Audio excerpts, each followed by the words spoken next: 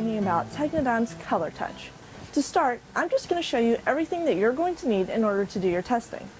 The first thing that you should have is your calibration kit. Inside this calibration kit, you should find your calibration data sheet.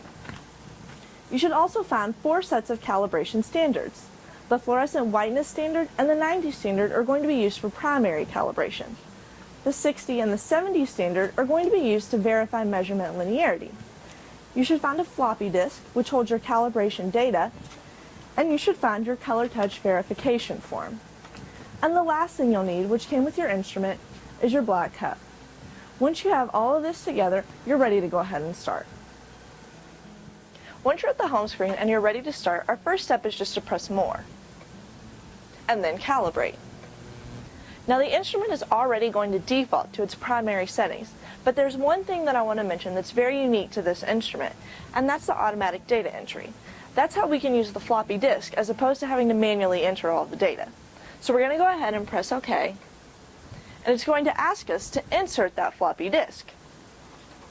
And then we'll press OK again. Next, it wants us to load the black cup. So after we make sure that there's no contaminants in there, we can load that, and then we'll press Measure. Next, it's going to ask us to load our 90 standard. Now an important thing to make sure we do is check and see that the serial number on the standard matches the number that the instrument gives us. If it does, we can go ahead and move this printout, as well as the cover sheet. We can load our standard and we'll press Measure. Now the instrument's going to make a series of noises here, and that's okay. The clicking is the flash lamp operating, and the motor noise is the internal swing-in standard.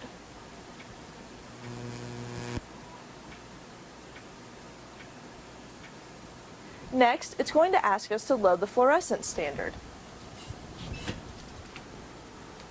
The serial number for the fluorescent standard is on the back, and it's equally as important that we make sure that this number matches the number on the instrument. Once we're sure that it does, we can move the cover sheet, we'll load the standard, and we'll press Measure.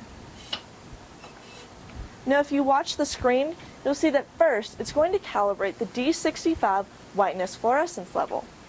After that's assigned, it'll calibrate the ISOC brightness level. Once that's assigned, it'll ask us to load the black cup again and to press Measure.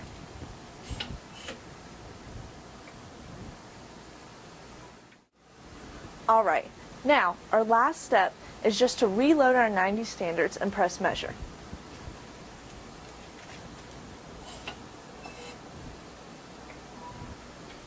This is just doing a final calibration of each fluorescent motor position. Okay, we're back to the home page and our primary calibration is complete.